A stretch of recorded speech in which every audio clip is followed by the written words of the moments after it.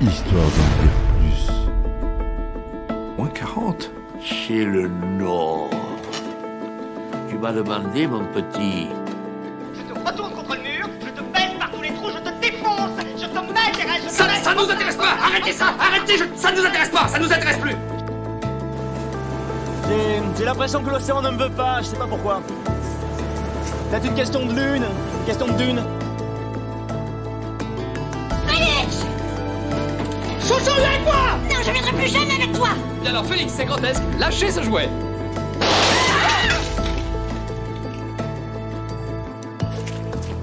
Ça va être tout noir! Ça va être tout noir! Ça va être tout noir! Enfin, le dernier mot.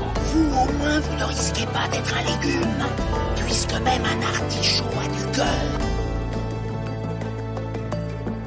Bonjour, bienvenue sur Histoire d'en dire plus, Cinéma, le podcast. J'espère que vous allez bien.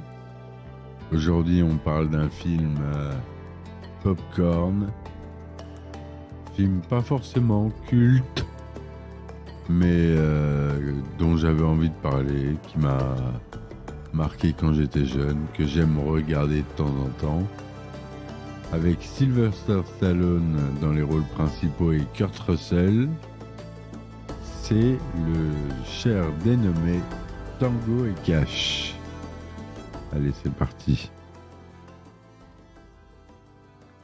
Alors, Tango et Cash, c'est un film d'action américain réalisé par Andrei Konchalovsky et sorti en 1989. Il raconte l'histoire de deux policiers de Los Angeles, Ray Tango et Gabriel Cash, qui sont rivaux sur le terrain, mais doivent s'allier pour échapper à un piège tendu par un puissant trafiquant de drogue, Yves Perret. Le film commence par une scène où Tango et Cash interviennent chacun de leur côté pour arrêter un convoi de camions transportant de la cocaïne. Ils se rencontrent sur les lieux et se lancent des piques, montrant leur rivalité. Plus tard, ils sont convoqués par leur supérieur qui leur annonce qu'ils sont suspendus pour avoir tué un agent du FBI infiltré lors de l'opération. En réalité, il s'agit d'une machination orchestrée par Perret qui veut se débarrasser des deux flics qui lui nuisent. Tango et Cash sont arrêtés et envoyés dans une prison de haute sécurité où ils subissent les violences des autres détenus et des gardiens corrompus. Avec l'aide d'un prisonnier nommé Matt Sokowski, qui se révèle être le cousin de Cash, ils réussissent à s'évader de la prison en utilisant un plan élaboré par Tango. Ils se rendent chez Catherine, la sœur de Cash, qui leur fournit des armes et des vêtements. Ils décident ensuite de retrouver Perret et de prouver leur innocence. Ils découvrent que Perret possède une gigantesque usine souterraine où il fabrique de la drogue et des armes. Ils s'infiltrent dans le complexe et affrontent les hommes de main de Perret, ainsi que Requin, un tueur à gages engagé par Perret pour les éliminer. Ils parviennent à atteindre le bureau de Perret, où ils le trouvent en compagnie de Sokowski, qui se révèle être un traître travaillant pour lui. Perret leur explique qu'il a monté toute l'affaire pour se venger d'eux, car ils ont tué son frère lors d'une précédente arrestation. Il active alors une bombe qui doit faire exploser l'usine et les tuer. Tango et Cash réussissent à désamorcer la bombe et à se libérer. Ils poursuivent Perret jusqu'à une plateforme surélevée où ils le font tomber dans un générateur électrique qui le tue. Sokowski tente de s'enfuir en hélicoptère, mais il est abattu par Tango et Cash. Les deux policiers sont ensuite accueillis en héros par leurs collègues et leurs supérieurs qui reconnaissent leur innocence. Le film se termine par une scène où Tango et Cash se serrent la main et se félicitent mutuellement pour leur travail. Voilà pour le résumé de ce film. Donc vous voyez que le scénario n'a rien d'exceptionnel, hein.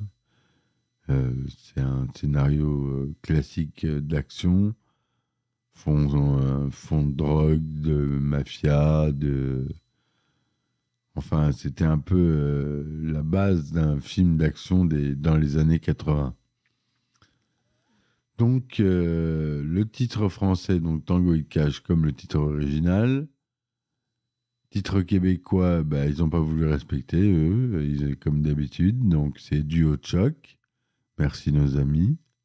Mais ça va, au moins, j'ai vu pire.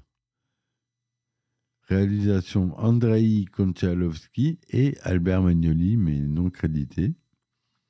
Au scénario, donc, Randy Feldman. L'image, on a Donald E. Torin. La musique est composée par Harold Faltermeyer. Le budget assez confortable de 55 millions de dollars. Pour 1989, c'est assez confortable. C'est produit par la Goober Peters Company et la Warner Bros. Distribué par cette même Warner Bros. C'est tourné en couleur 35 mm, de 35e, cinémascope, son Dolby. Le film dure 97 minutes. Il est sorti aux États-Unis le 22 décembre 1989 et il a fallu attendre jusqu'au 28 mars 1990 pour le voir arriver chez nous. Sylvester Stallone y joue le lieutenant Raymond, alias Ray Tango, du Los Angeles Police Department. Kurt Russell, donc Stallone qui est doublé en VF par Richard Darbois. Kurt Russell, doublé par aussi son doubleur attitré Emmanuel Giacomi, joue le lieutenant Gabriel Gabe Cash, toujours du LAPD. On a l'apparition d'un des premiers rôles de Terry Hatcher, qui joue Catherine dit Kiki Tango. Jack Palance, qui joue le méchant Yves Perret, trafiquant de drogue et d'armes. Brian James joue Courrier ou André Requin. Voilà ce qu'on a pour les rôles les plus importants. Pour ce qui est de la production, Sylvester Stallone décroche le rôle de Ray Tango, voulant se détacher des personnages de Cro-Magnon musclés, violents, qui lui collent à la peau, depuis le succès de Rambo 2 La Mission. L'acteur incarne ici un flic avec une autre allure. Il est en costard, un vrai dandy, costard-cravate, 3 pièces, une paire de lunettes. Pour donner l'apparence, on dirait un vrai prof. Patrick Swayze devait incarner le rôle de Cash, mais le film prend du retard et il préfère tourner Roadhouse. Le rôle échoua finalement à Kurt Russell pour le meilleur, je trouve, qui, après avoir incarné des anti-héros depuis New York 97, film culte, que je vous impose de voir si vous n'avez pas vu, souhaite s'imposer comme une star du film d'action attirant tout type de public. Le rôle de Catherine, par contre, est d'abord confié à Daphne Ashbrook, mais en raison d'une divergence artistique, elle est remplacée, heureusement, par notre cher Terry Hatcher. Premier rôle au cinéma pour elle. Jack Palance est choisi pour interpréter Yves Perret, le méchant principal. L'acteur accepte à contre-cœur, jugeant que les vedettes de films d'action des années 80 sont plus arrogantes que celles d'autrefois. Une opinion qui lui causera une mésentente avec Sylvester Stallone. Le tournage a eu lieu en Californie, à Los Angeles, à Irwindale, dans l'Ohio, à Mansfield. Le tournage a été vraiment mouvementé. Non seulement le script n'était pas finalisé, mais Sylvester Stallone fait renvoyer le directeur de la photo, Barry Sonnenfeld, qui réalisera plus tard Men in Black et beaucoup d'autres films, Men in Black 1, 2 et 3, il a réalisé. Je crois que le Troll, je sais peut-être pas lui, mais je suis pas sûr. Les spécialistes, vous me corrigerez dans les commentaires. Il est remplacé par Donald E. Turin, que Stallone avait croisé sur le tournage de Haute Sécurité en 89. De plus, le producteur John Peters, dépourvu d'excès de production, renvoie le réalisateur Andrei Konchalovsky après 3 mois de tournage. Il sera remplacé par Albert Magnoli, sans être crédité au générique.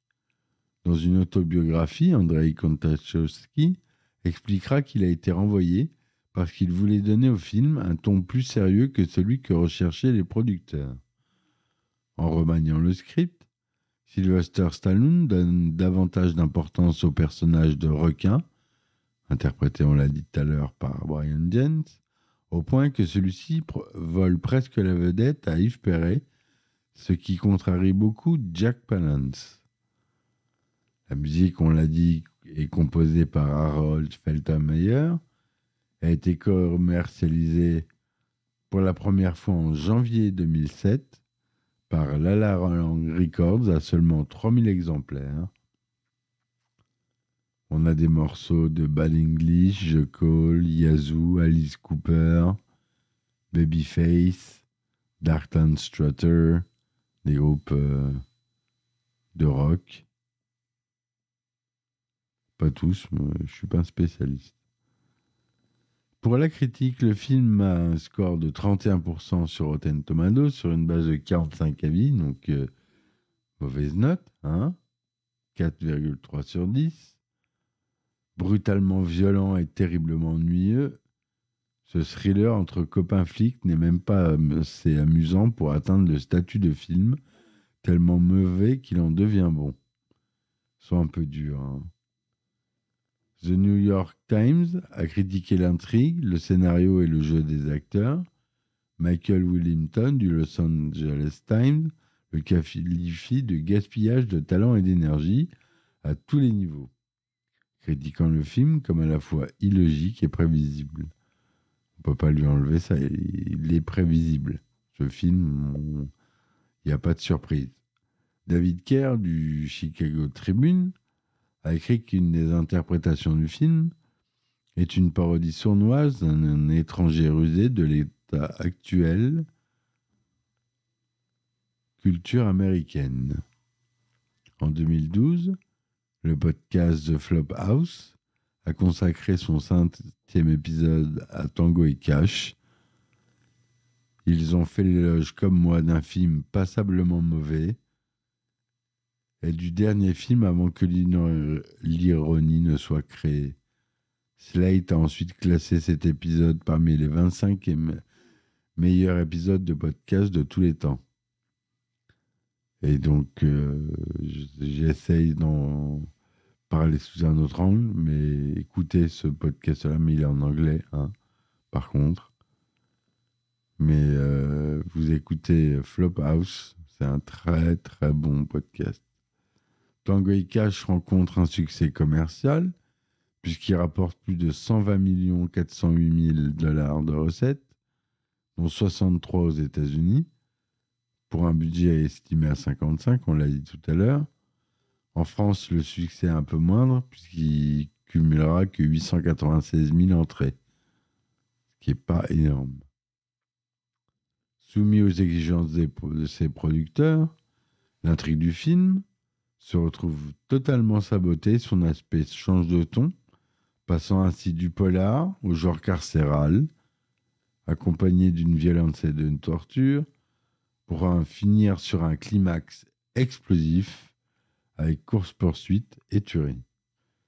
Considéré au départ comme un simple produit formaté pour casser le box-office, Tango et Cash devient une sorte d'ovni du cinéma d'action, ficelé par des bagarres et les enjeux de ses 2 stars principales.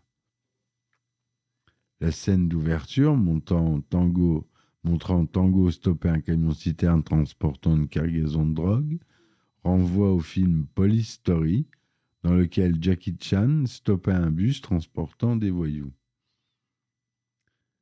Le personnage joué par Stallone fait une allusion ironique à Rambo, également interprété par l'acteur. Rambo, c'est une pédale. Il dit aussi à son avocat, tu es sûr que je ne serai pas en haute sécurité, faisant référence au film dans lequel il a joué avant, qui est Haute sécurité. Évidemment. Lorsque Tango et Cash s'échappent de prison, il y a Cash qui demande « What did you do to stop coffee and Danish ?» Tango répond « I hate Danish ». Qu'est-ce que t'as fait? Tu t'es arrêté pour un café des pâtisseries danoises? Je déteste les pâtisseries danoises. Croissant pour la version française.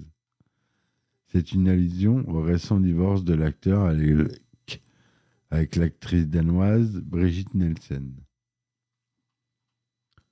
Le rôle que détient Michael J. Pollard, Owen, ressemble à un ingénieur électronique et robotique à s'y méprendre au personnage de Desmond Llewellyn, Q, qui construit des gadgets pour la série des James Bond. Quand le duo fait la connaissance sur le 4x4 suréquipé, Cash le compare avec un engin de la mort, une autre allusion à la course à la mort de l'an 2000, le film. De plus, le véhicule comporte les mêmes effets sonores que le Land Speeder de Luke Skywalker dans le premier Star Wars, mais aussi de la DeLorean de Retour vers le futur. Pour ce qui est du doublage, on en revient.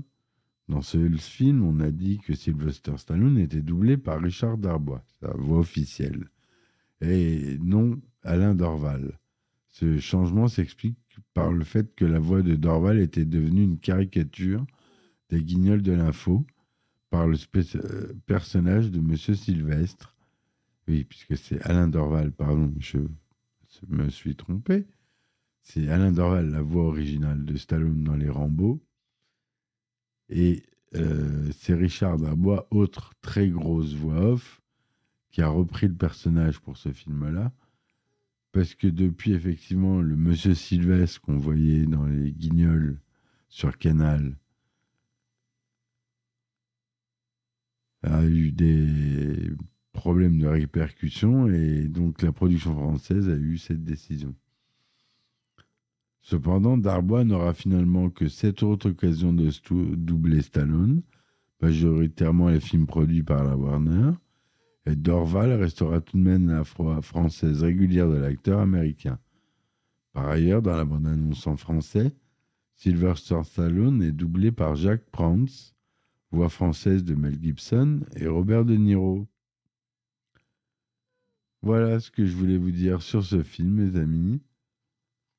C'est pas un chef-d'œuvre, j'en conviens. J'ai fait une entorse à ce que je fais d'habitude, c'est-à-dire j'essaye de parler de films cultes. Il y a aussi les films popcorn que j'aime partager avec vous, et celui-là en est un.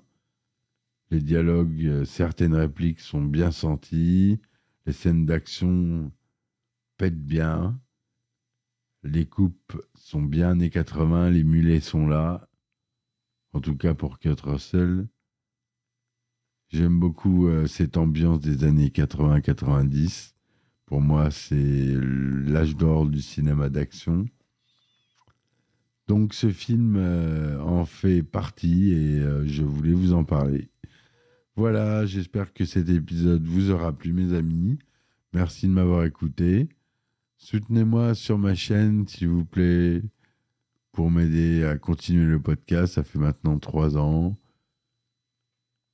Et je reçois peu d'aide, je vous le dis honnêtement. Et si vous êtes prêts à vous investir, à vous abonner, je propose des épisodes spéciaux et des anecdotes de tournage que j'ai dégotées ici et là dans ma bibliothèque, qui sont pas piquées des hannetons et que je mets par abonnement. Donc c'est des abonnements très peu chers, hein. On est à 2-3 euros l'abonnement, pas plus. Mais ça peut aider beaucoup la chaîne, qui a un coût de fonctionnement évidemment. Donc voilà. Merci de m'avoir écouté, les amis. Je vous dis à bientôt. À très vite. Et ciao, ciao. Histoire d'en dire plus. Moins 40. Chez le Nord. Tu m'as demandé, mon petit. Je te retourne contre le mur, je te baisse par tous les trous, je te défonce, je te mets des règles, Ça nous intéresse pas. Arrêtez ça. Arrêtez. Ça ne nous intéresse pas. Ça nous intéresse plus. J'ai l'impression que l'océan ne me veut pas, je sais pas pourquoi. Peut-être une question de lune, une question de dune. Félix! Chouchou, viens avec moi! Non, je viendrai plus jamais avec toi! Bien alors Félix, c'est grotesque, lâchez ce jouet.